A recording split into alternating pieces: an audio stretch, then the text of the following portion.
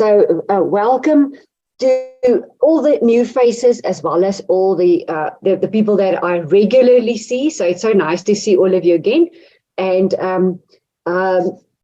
welcome to today's very interesting topic about psychometric assessment and competency-based interviews. So the most important part that we will be looking at is how you can do your own competency-based interviews. So, and just before we start, please remind me that we can send you our competency-based interview guide.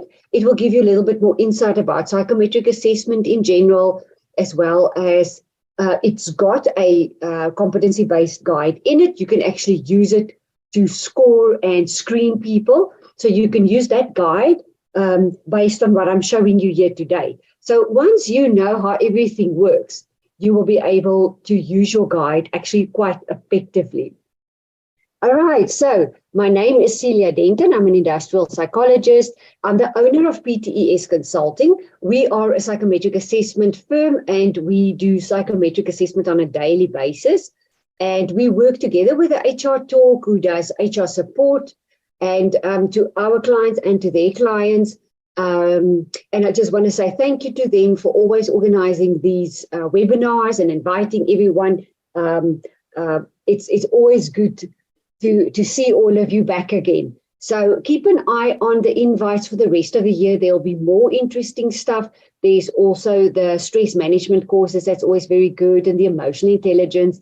So, but for the rest of this year, I think there's going to be very interesting things for HR people. So that you can work well in your processes. All right, so what we're going to look at today is the background and content to psychometric assessment. I'm going to do this quickly because all of you know what it's about, how it works and that, but I just want to give you some statistics on your recruitment process and how good are you really, and what is it that you can use to make you better at what it is that you do. So statistics on the validity and reliability of the screening tools. We're going to discuss the problem. We're going to look at how do normal interviews differ from competency-based interviews. We're going to look at skills and competencies for competency-based interviews. How does it work?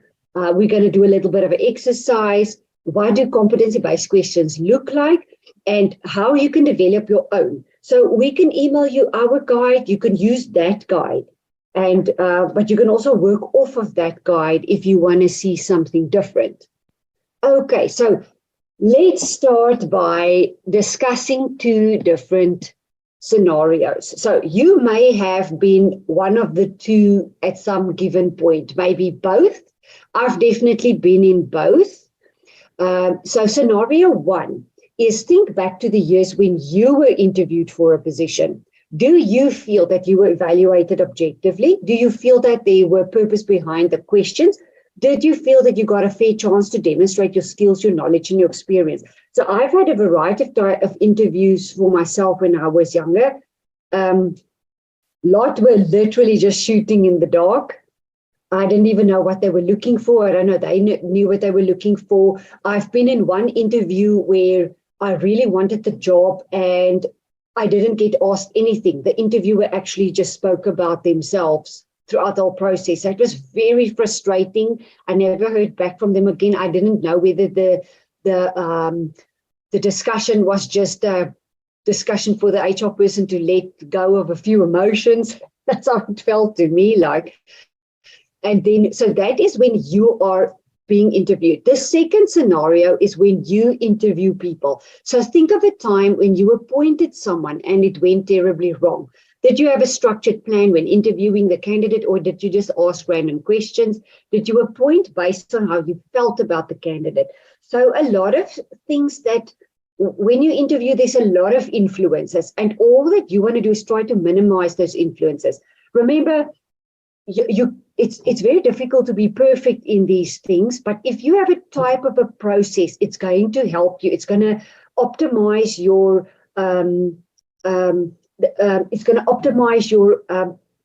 your likelihood of getting a good person. It can minimize your risk. There's no tool that's 100%. So don't think that you're making a lot of big mistakes, you might have to try to make it work in between everything and work with what you have. So a client of mine said to me the other day, the fact that I rejected all the candidates based on psychometric assessment, they said, yeah, but it reflects badly on us in HR. And I said, you can never say that. There's no way that you can know. You can only do your best, but you cannot know. It's not a crystal ball. There's no way that you can know 110% what your risk factors are. I can give you tools now to minimize your risk. Okay, so let's look at a little bit of a background. So talent fit has become a crucial component for business success. Hiring or developing the wrong people can be detrimental to your business. Just one person that's not motivated or that's got an issue with their own independence or self-reliance can affect you significantly. I've seen it with my clients. I've lived it in my own business.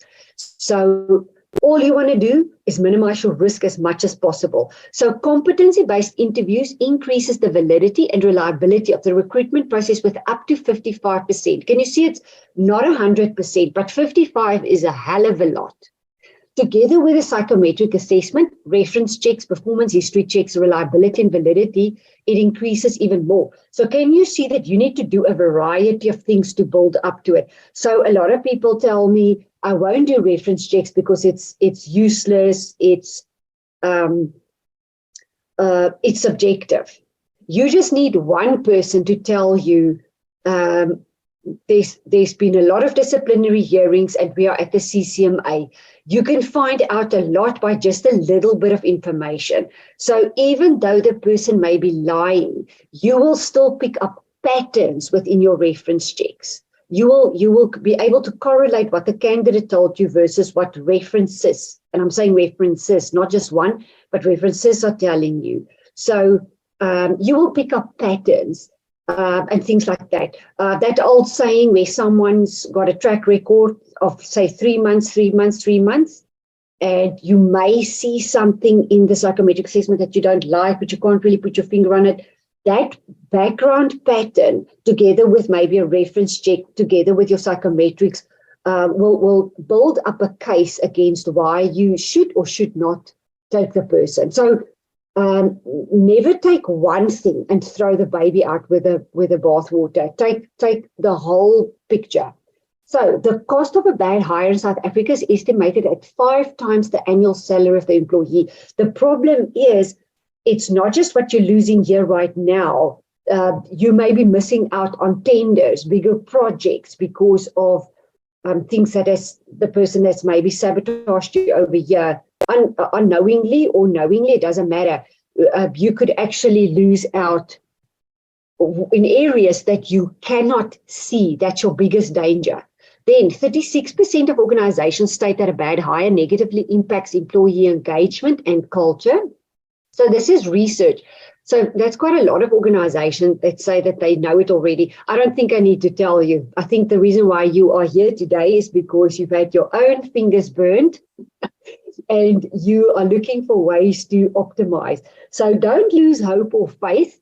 Believe me, I do this for a living and I have made employment mistakes. So it can happen to anyone. We just assume things and then we think, well, it can't be that bad. I'm sure a lot of you have said that before. So then 10 billion lost in terms of productivity costs due to labor unrest in South Africa in 2014. So that's about 10 years ago, but 10 billion is quite a lot. So we still have our ups and downs. Currently, there's more joblessness. The market is also way more volatile than in COVID. I feel like what we're seeing now in psychometric assessment is so chaotic, panicked, people just jumping jobs for just a little bit more money. People have been pressured by other things, forcing them to jump jobs and make significant changes, which they are just doing because of panic. You need to know now what it is that you are recruiting. What is it that you're looking for? I can tell you now that I'm filtering more candidates for my clients than I used to. So where we used to maybe test 3 people and got 1 good one out of the 3, we are now testing up to 10 people and getting 1 that's suitable. So it's because of the market, what has happened after COVID, the panic, the personal things that people are going through. So be very much aware of that. So this graph shows you statistics on what correlates and what can predict with good performance. So if you look at the scale at the bottom, there it goes from 0 up to about 60%. And of course, the scale goes up to 100. But if let's start at the bottom there, graphology is checking handwriting to see whether a person will be good in his job. So there's not a lot of people that do that. I've heard of that before. It's not a good predictor of job performance. Years of education is not a predictor of job performance. Interest in a job, it's always good to know someone's interest, yes, but that does not correlate with job performance. Years of experience in a job also doesn't predict job performance, because someone can sit in a job for 20 years and just float by. Now, can you see here, it says unstructured interviews. So this particular graph actually is quite optimistic, because they say that unstructured interviews can predict up to 20% of job performance, where you've seen on one of my previous slides, or it's a slide coming, I can't remember now, but some researchers say that an unstructured, unplanned interview that gives you between 0 and 5% of predictability of good job performance. So this graph looks at 20%. I actually think that that's being quite optimistic, because an unstructured interview can be absolutely useless. You'll see now as we go past, what are the influences that influences an interview, and also the person is being interviewed. Okay, so an unstructured interview is something that we don't want to do anymore. Get that as something in the past. Because you know what, if you don't have a plan, you start chatting about nonsense, isn't it? And it's a whole 45 minutes absolutely wasted. Then reference checks. So reference checks is up to about 30%, maybe just below 30%. That's still a lot. But can you see that you do not want to do reference checks on its own? But it can add quite a bit of value. So reference checks done very systematically, asking the same questions to interviews. You can ask things like, well, has there been a lot of counseling, disciplinary hearings in the past? That's something that people don't ask. And if you don't ask it, they won't tell you. So,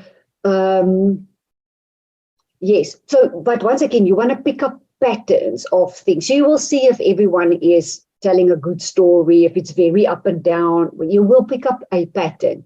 Biodata is the person's background. This is good to know. Biodata is, who am I? Where do I come from? How old am I? In which area do I find myself in? What is my interest, my job pattern? So it's all of that biographical background details. It makes a big difference. So there's going to be a difference in a candidate that's 19 years old versus 45 or something like that, because then you will know some of the EQ may not be as well developed as a person of 45 should be developed. So you want to look at things like that. Assessment centers on its own is also, it's actually pretty good. It accounts for 40%. So if you can do assessment centers combined with a structured interview and psychometric assessment. So assessment centers would be things like leaderless group discussions, like group exercises or a presentation. It can include personality assessment, but it's actually a fantastic thing. I love doing those. They can just be very expensive, but they are fantastic to do. You just need to do it very structured as well. Then you can see you've got personality questionnaires. It's about 40%. So a personality questionnaire is excellent, but you cannot do it without looking at ability as well, or integrity.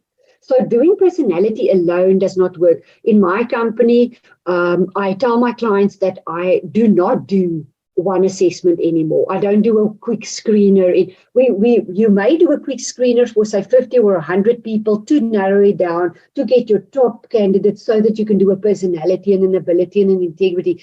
But doing a personality alone, you're going to miss a hell of a lot of things. So according to this research, you will miss about 60% of the information. too risky.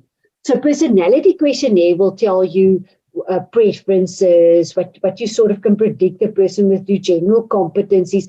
But I can like to be well organized. My ability may say that I don't have the ability to be organized. So there's a very big difference. Job knowledge tests are always very good. It's the same as work sample tests that you can see there on my graph. It's a work-related type of test. You can develop those yourself. So even though they are not maybe a psychometric test or statistically significant, if it's related to the job, for example, maybe showing someone how they should sell things or present, things like that. But develop work sample tests and job knowledge tests together with the specialist in the role. Don't, as HR, just think up things. Talk to the people that do the actual work, and you can actually see how they do it. Then can you see how structured interviews jump here already up to just below 60% of validity, so 55, 60%. So the difference between an unstructured interview and a structured interview differs by like 30 points or percent. It's a massive difference. So from now on, do a structured interview. And the nice thing about a structured interview, it's short and sweet. It's not long and conversation-y and stretched out like an unstructured interview. It's, you've got a plan, you go in, you go out. I've seen structured interviews for 20 minutes with a lot of people with a very high success rate. So you don't have to do it like that, but that just shows you how effective it is. Ability test, you can see, is higher than a personality test, because an ability test shows the actual work level that the person is on, their general reasoning ability, the attention to detail, how organized is the mind. So what I have also found, I've seen someone do very badly on an ability test, very good on a personality test. And then when we assume that the person just struggled on the ability and we say, let's give the person the benefit of the doubt, there could be something wrong with the personality that's reflected in the ability. For example, if a person has got a personality disorder, they can be highly disorganized. They cannot structure their mind. That's why they did badly on the ability. But I'm talking about very badly on the ability. I'm not talking about someone that's actually performing quite well. I appointed someone that so bad on the ability, it looked unbelievable. We thought, no, it can't be. It's impossible. Very well on their personality, and later on we discovered there was some personality deviations, personality disorders. So you actually got the warning already in the ability test, and be careful of benefit of the doubt. You want to prove everything. Then if you look at ability test together with a structured interview, look at how your predictability increases. It just shoots up. It's fantastic. So if you had to do an ability test with a personality, with a structured interview, your predictability of work success climbs significantly. Can you see it's still never 100%? But I'll rather take 60, 70% than nothing, because shooting in the dark, you have a very, very, very big risk of appointing the wrong person. So this graph is very important. Okay, so the problem is as follows. So researchers argue that interview reliability can be as low as 5%. It can even be less. So the more structure of the interview decreases, the more the reliability drops. This variation can be because there are differences in between interviewers in terms of the questions asked, the data collected, and the way that the data is interpreted. This is not necessarily a deliberate effort to distort the process on the part of the interviewer, but rather due to the interactive nature of the interview and the various biases and limits that impact human decision making. So these things creeps up around. We don't even know sometimes that we're biased or that our opinion is changing. So don't be too hard on yourself. This is very human. It's very normal. You just want to do your things very structured and organized so that you can sort of put your information somewhere. So one-to-one interviews with standardized questions appear to have the highest reliability. this is a competency-based interview.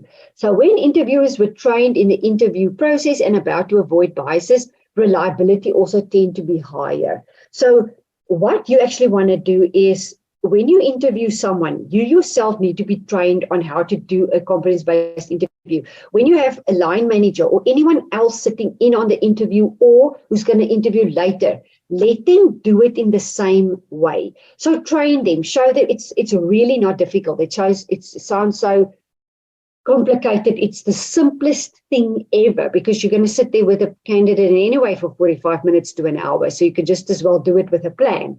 So you can do this in a few minutes. It doesn't have to be a big process to train your line managers and any other people. So interviewee appearance, accents, physical appearance, and the candidates and interviewers' experience can all have a significant impact on the outcome of the interview. So I've learned years ago already to not judge the book by its cover, because I've seen so many times a quiet person, a reserved person, they look like they may not be as quick or sharp. They're just quiet, because then the psychometric results comes out and it's excellent. So all of these types of things can influence us. Also, be aware of when you feel uncomfortable. I'm not doing this with you just so that you can, be very objective and really give the candidate a chance. A lot of times people tell me there's something I can't put my finger on it. Then you want to probe more. You want to do a psychometric assessment. You want to call a few people. If there's something that bothers you, it could be because the candidate is saying maybe something in a way that bothers you, whatever. Gather more information. Don't ignore that instinct, that intuitive side of you. I actually last year, I think, gave someone an opportunity to work at my company when they were terribly late for the interview, and I said, yeah, but the person didn't know where we are, and it was this. I made all sorts of excuses. The person came late every single day thereafter. So if you see something, don't think that you're being judgmental. Take note of it. Gather more information. Do another test if you need to, because to deal with that afterwards is an incredible disruption. Once again, I don't have to tell you. That's why you're here. So interviewer ratings are significantly influenced by both verbal and non-verbal behavior. So it happens to us without us even knowing it. Sometimes you may see non-verbal behavior in your candidate. You may not even be aware that you're picking up on it and it bothers you. It may look dodgy, or they may look like they're lying or something, but you don't even know what it is that's bothering you. So this raises the possibility that impression management by the candidate can have a significant impact on interviewer decision-making. So you will also find on personality assessments, people can lie. So it would be preferable to choose assessments that have that indication scale. So the assessment that we use is a South African developed test. It has a lie detector. It's got a scale that shows whether the person understood the questions. It's got a scale that shows whether the person just tried to make themselves look good. Not lying, but I was polishing. So, but you want to pick up if someone lies deliberately, because people can lie on a personality test. They can lie on all of those assessments. So that's why you want to do a lot of assessments together with this. It is also very, very difficult for the candidate to lie when you do competency-based questions versus just random questions about how great are you. So there's a very big difference. So good eye contact, positive body language, physical attractiveness can lead to higher scores in interviews, but generally only for candidates who provide good answers to the questions posed. So, but that will influence you. So in terms of impression management, self-promotion of past and future behavior by the interviewee tend to lead to higher interviewer evaluations. So however, there is some debate about whether these effects are biases. So positive body language and an ability to manage the impression one gives to others may be viewed as a skill that also has a significant impact on job performance. So, for example, an employee dealing with an irate customer often needs to use impression management. So the employee may be feeling angry, but needs to maintain a calm and friendly professional behavior. So on some of the psychometric assessments, you can also see someone tried to make themselves look good. It's not always a bad thing, because that also means I want to fit in, which is also a good thing, because you don't always want people that are dismissive of authority. I want to do my own thing. So a little bit of impression management by the candidate is not always a bad thing. You just want to differentiate between blatant lying and if they're trying to make themselves look good, creating a good impression. Or, for example, like the way that this example is saying, if they need to be customer faced, you need someone who can actually manage their own emotions and everything. Okay, so how do competency-based interviews differ from normal interviews? So if you were wondering what the difference is, a normal interview, or it's called an unstructured interview, are essentially a conversation where interviewers ask for a few questions that are relevant to what they are looking for, but without specific aim in mind, other than getting an overall impression of you as an individual. So questions are fairly random and can sometimes be quite open. For example, questions such as, what can you offer our company? Or, the typical, what your good and bad traits. They've prepared that long ago. I can remember when I was younger, people told me already what to say is my bad quality so that it doesn't sound too bad, and you get your good qualities ready. I mean, anyone can polish that. So it is meant to gather general information about you, but does not test for any specific skill or competency. So in an unstructured interview, the candidate is judged on the general impression that he or she leaves. The process is therefore likely to be more subjective. I've done a lot of those. They were absolutely useless. And you don't know what it is that you are going for. So a competency-based interview, or it's called a structured or a behavioral interview, are more systematic, with each question targeting a specific skill or competency. So candidates are asked questions relating to their behavior in specific circumstances, which they need to back up with concrete examples. So the interviewer will then dig further into the examples by asking for specific explanations about the candidate's behavior or skills. So that's what we're going to practice today. These are the type of skills and competencies that you can ask in a competency type of interview.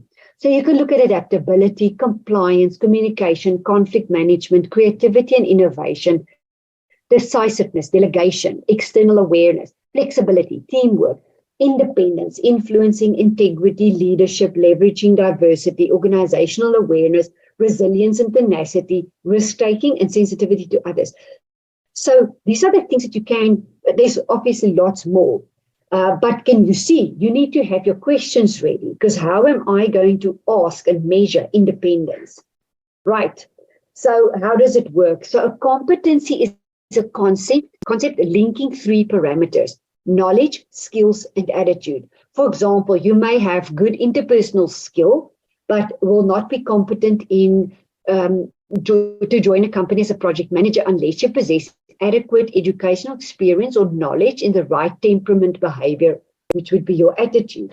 So competency-based interviews, also called structured interviews, are interviews where each question is designed to test one or more specific skills. So the answer is then matched against pre-decided criteria. You don't decide it right there. It's already in front of you here on paper, and you mark it accordingly. So, for example, the interviewers may want to test the candidate's ability to deal with stress by asking first how the candidate generally handles stress, and then asking the candidate to provide an example of a situation where they've worked under pressure. So let's do a quick test. You don't have to give me the answer right now. I want you to think about this. So the candidate has been asked to describe a time when they've experienced success in a teamwork environment and to describe their role in this situation. So this is what all your competency-based questions will start off with, is describe a time when you've experienced whatever, in this case, success in a team, work environment, and to describe the role in that situation. So this is the answer.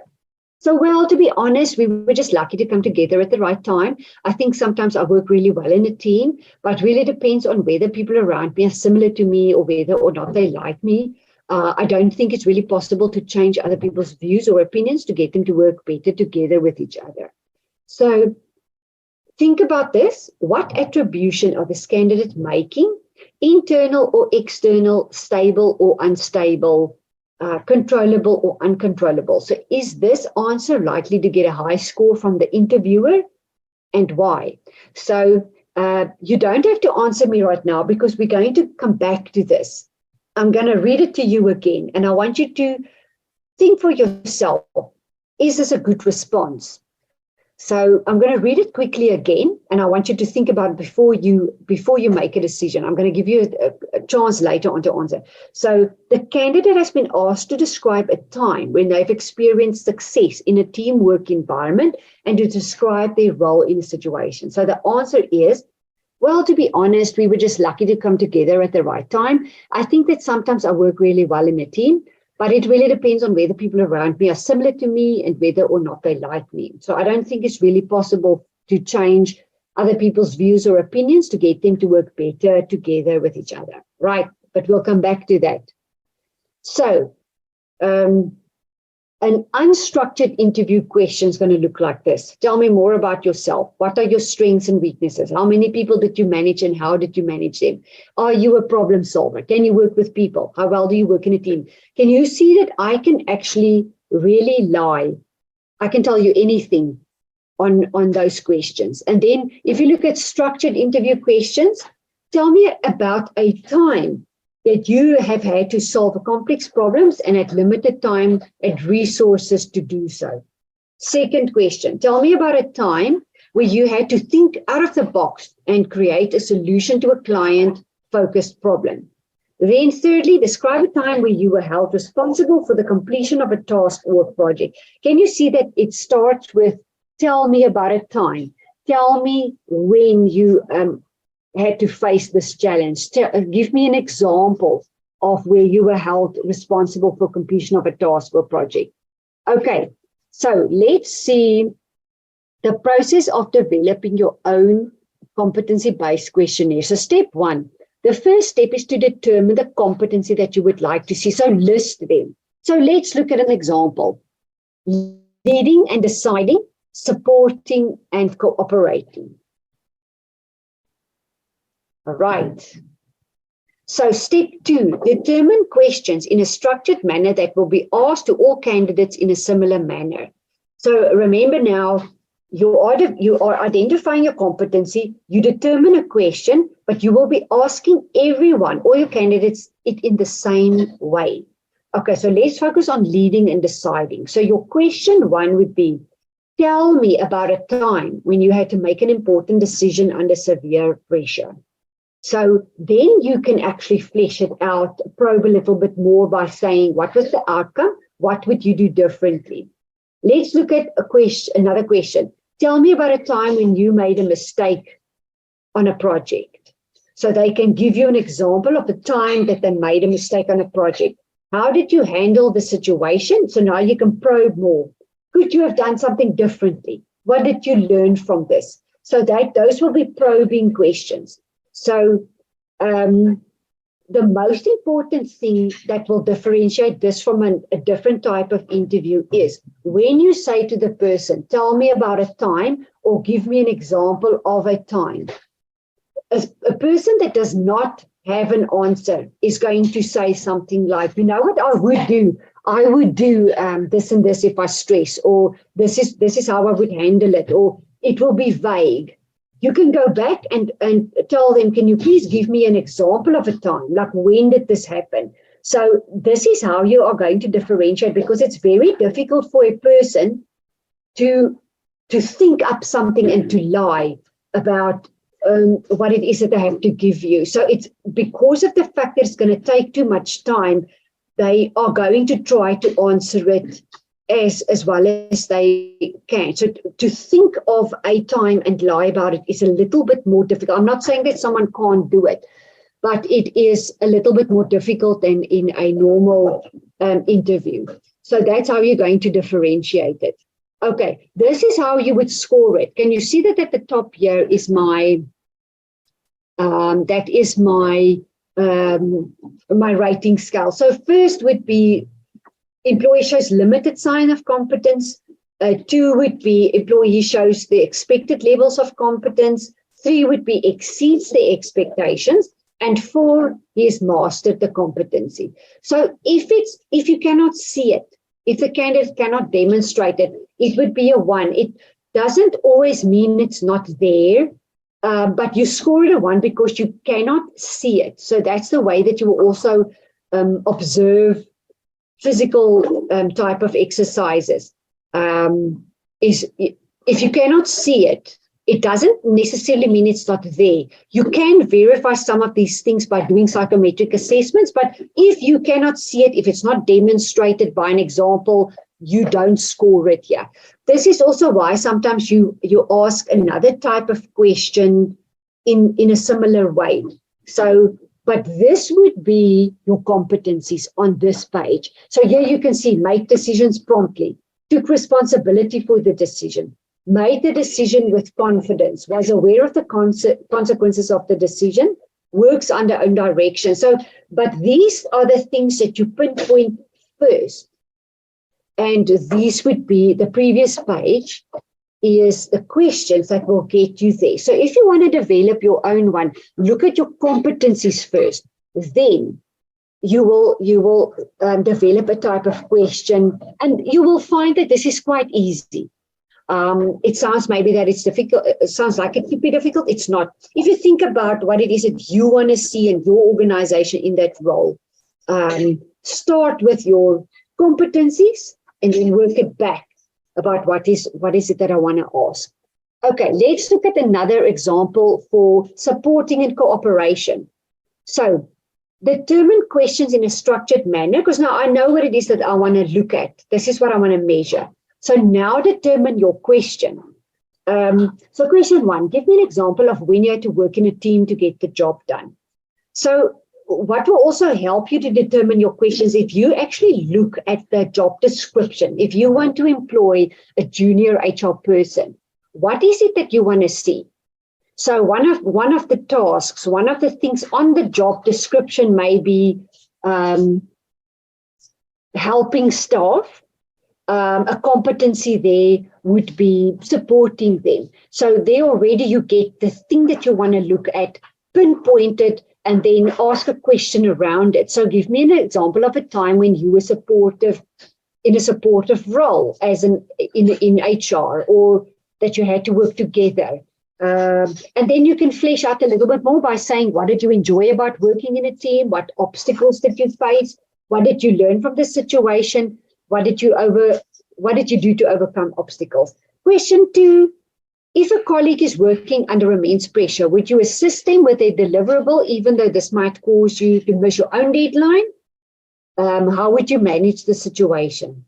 How would you manage the expectation of your own deadline? So let's look at the scoring sheet. So these are the things that you want to see. Shows interest in working in a team, recognizes contributions of others, listens and communicates proactively, shows self-insight. And then as they answer the question, you can score them where you think they were, but you can also make notes. But you will actually find, as you interview, say 5 people, and you ask them exactly the same questions, you will be able to see who was able to give you an example, who was not, and whose example was a little bit more complex or simple than the others. And you'll be able to see, you can actually plot them. It just happens automatically in your mind. So you don't have to try too hard. Okay, let's go back to the question that I asked you previously. And this is where I want you to participate by, you can give me your responses in the Q&A or the chat box. I think the Q&A is the one that's enabled, but I would like to know what your thoughts are on this. So let's read the question again. This is an interview question now. So the candidate has been asked to describe a time when they experienced success in a team work environment, and to describe their role in that situation. So they say, well, to be honest, we were just lucky to come together at the right time. I think that sometimes I work really well in a team, but it really depends on whether people around me are similar to me or whether or not they like me. I don't think it's really possible to change other people's view or opinions to get them to work better together with each other. So that was the response Do you think it was a good response? Was the question answered? Could you see a time where they reflected back to when they actually worked in a team, where there was success in a team, and did they describe their role? So please tell me in the Q&A box or the chat box. Let me just see if it's enabled. Okay, in the Q&A box, I can see the answer. So please participate. I would like to know what your answer is, because the person is answering with quite a lot of words. So that is the first thing that actually affects us, because that is it sounds like they're quite participative and that. Okay, so someone says the candidate appears unstructured, lacks the ability or willingness to influence or collaborate. Actually, yes, because that was the first thing. Apart from the fact that I can't see an example, the second thing that I'm seeing it's almost sort of, if they can't work with me, it's tough. So I agree with that answer, lacks the ability or willingness to influence or collaborate with others. There's sort of an inflexibility there. There's almost like that's just how it is. Second person here said question was not answered. I think so. There was a lot of waffle. Now, remember, if you are doing an unstructured interview, you can get caught up in the it's sometimes, this is how it sometimes works, and it's sort of, another answer here. The response is unclear. It's not answer. It is unclear. It's quite vague. It's quite random. It's quite about themselves, I would say. There's a little bit about what the person would do. So the candidate is not answering the question.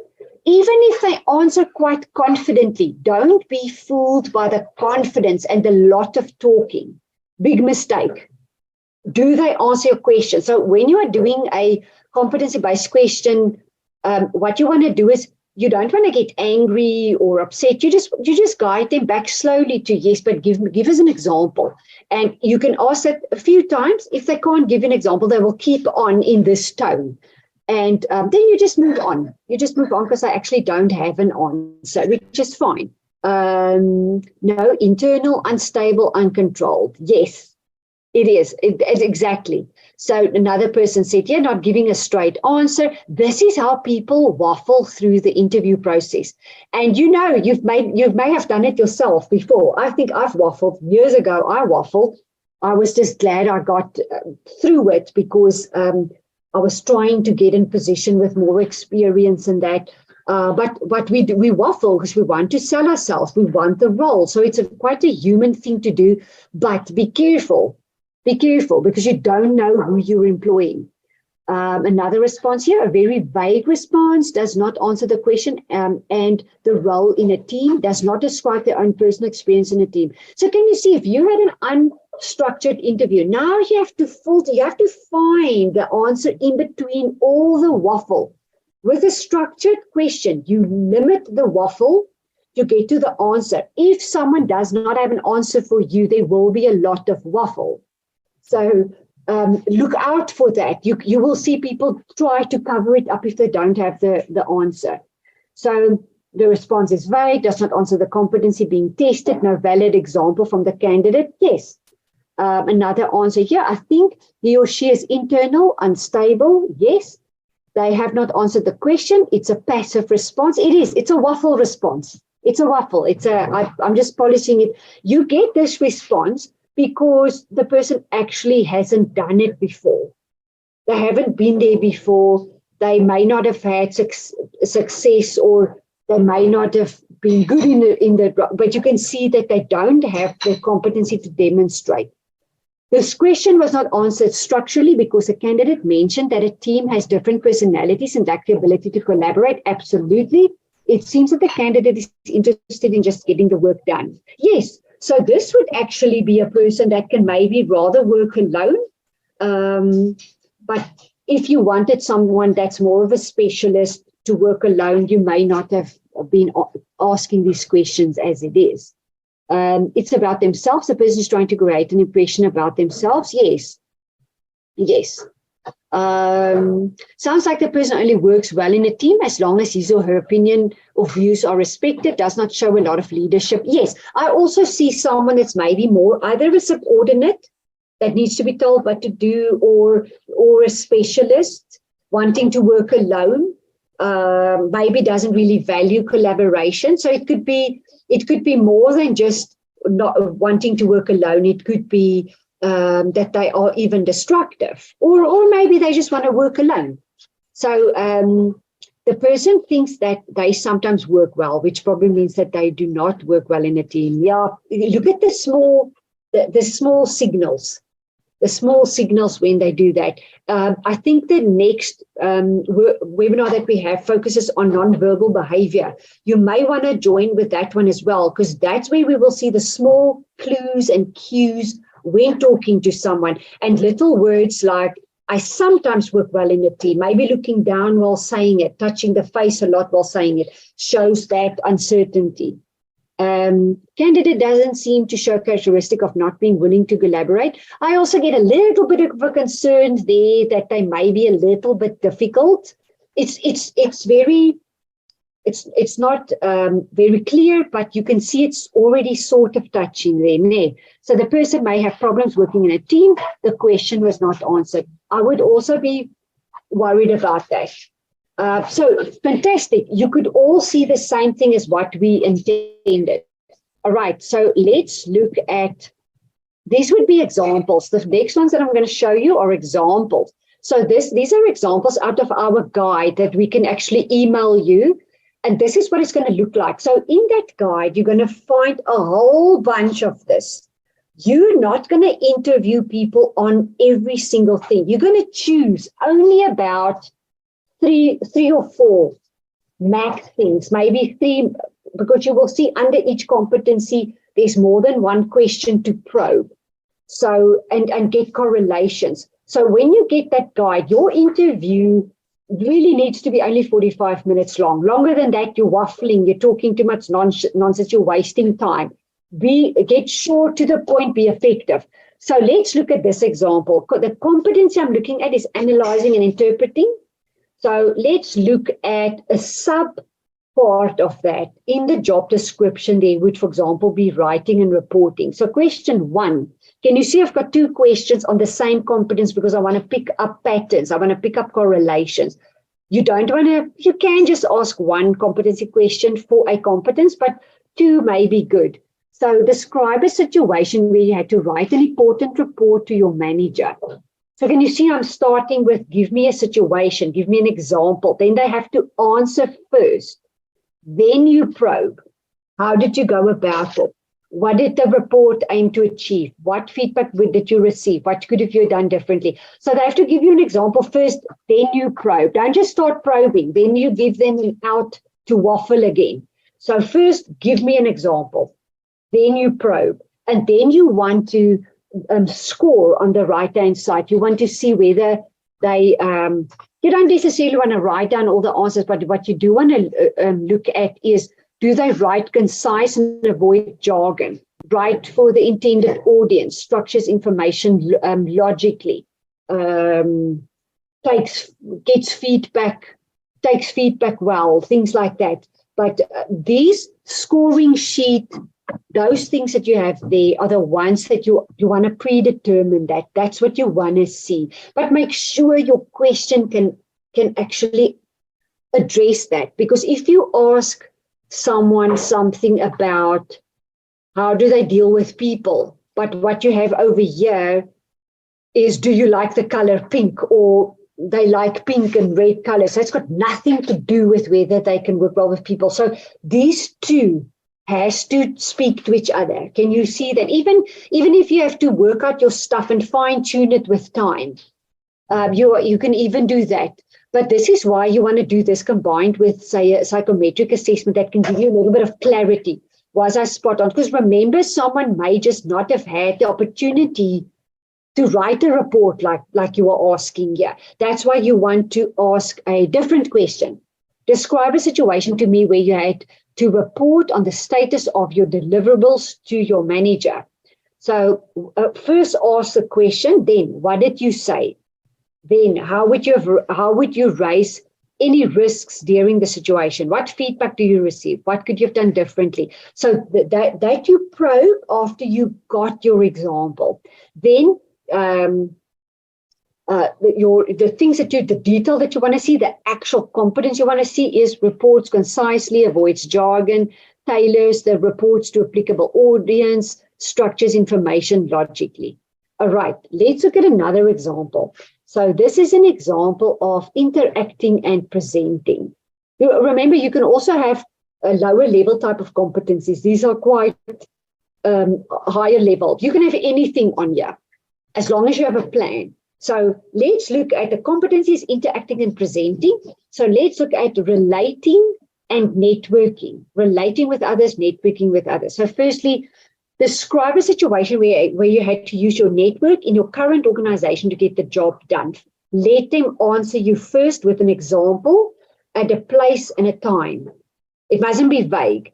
Then you probe. How did you go about this? Could you have done anything differently? Then you want to see, do they build effective networks? Do they establish good relationships? Display sense of humor where appropriate? And you can even motivate your answer. Then the second question on the same competence. And this is especially if you didn't get a lot of a response over there. So let's give the candidate another try on the same competence, a different question. Tell me about a time where you had to involve different levels of organization in a project. Let them give you an example, a time and a relative date so that you know they didn't make it up. How do you go about doing this? What was the outcome? What did success look like? And then the scoring sheet will look at your actual competence, ability to involve all levels of the organization, builds effective networks, establishes good relationships. All right, so let me see if there was another example. There's another one, creating and conceptualizing. So what we want to look at is learning and researching. Question 1, provide me with an example of some of the key lessons that you have learned on a project. First, they can give you an example, at least a rough date and time, or the company at least also where they did this. How could you use the skills that you have used effectively going forward? What difference could this have made if you had this knowledge at the start of a project? How could you have done things differently since then? So do they learn quickly, display understanding of newly acquired info, encourages organizational learning, continuous improvement? And then there's another question on the same competency. Give me an example of a time when you had to tackle difficult tasks that you've never done before. This is quite a good question. How did you go about doing this? What did you learn? How could you use the skills that you have used effectively going forward? How could you have done things differently? Can you see my probing questions are quite similar, but that's to probe. Then, am I seeing that they can gather information and solve problems? Do they learn quickly? Display understanding of newly acquired information, continuous improvement. Okay, was there any questions that you had for me on this? What about the competency-based interview worries you, makes you uncertain? Would you like to know more about? And you can put it here in the Q&A so that we can answer that. We've got another 5 minutes left. And I would like to know what it is. Even share your experiences where things have gone terribly wrong. It's always good for people to know that you all go through the same type of thing. Doing interviews, selecting people for a position is very difficult. It can have disastrous consequences. I have a situation where last year I appointed someone that was incredibly intelligent, incredible personality profile, but there was I actually saw it and I ignored it. A very selfishness, like a spoiled bratty type of, I could see something was up and it was quite strong, but it was so small and I ignored it and it had disastrous consequences. The stress to manage the person was unbelievable. So I know what it is that you go through when you employ and it doesn't work out. So there's a question here. How do you use the scoring sheet to compare candidates with one another? So what you want to do, if I give you my guide, you will see there's a lot of competencies with a hell of a lot of questions. Only choose about 3, like almost like these ones that I've given you here, but choose 3 that's very much related to the position. Then you want to ask all your candidates. Say you've got 3 top candidates. You want to ask them exactly the same questions. And you're going to score them in the same way. And you'll see without you even trying, it's going to sort of put the candidates in a order of preference. You will see that happens automatically. It's quite amazing. It's not going to be clear cut, but you can see who can give you examples, who's a little bit less experienced than another one. Once again, remember, it is only questions. You do want to take the feeling that you got from your competency-based questionnaire, and then use another tool like the ability and that to add value to that. But that's how you're going to compare it. Don't be too rigid on your scoring, just because I don't like to add it all up and get an average, and this one got a 4, this one a 3, and that one a 3.5, because there may be other things that bothers you on the candidate that scored a little bit higher here. So don't be too rigid. You can even, with your line managers and other people that's making the decision with you, discuss it and say, this is my first option, and this is why. This is my second preference. This is why. And don't be too rigid. Don't go too much on numbers. Then you can miss something again. And then how does one deal with an inherited employee that is not a good fit, where the person is in your team, was employed by the previous manager whose role you now took over? Do you counsel just okay? So if you're sitting with that person, you can do it. It depends on what type of problem do you have. Is it an interpersonal type of thing that can maybe be coached? Is it a skill problem where the performance is actually really a problem? The person can actually not do the task. Then you want to, because you do want to start having performance feedbacks. They have to.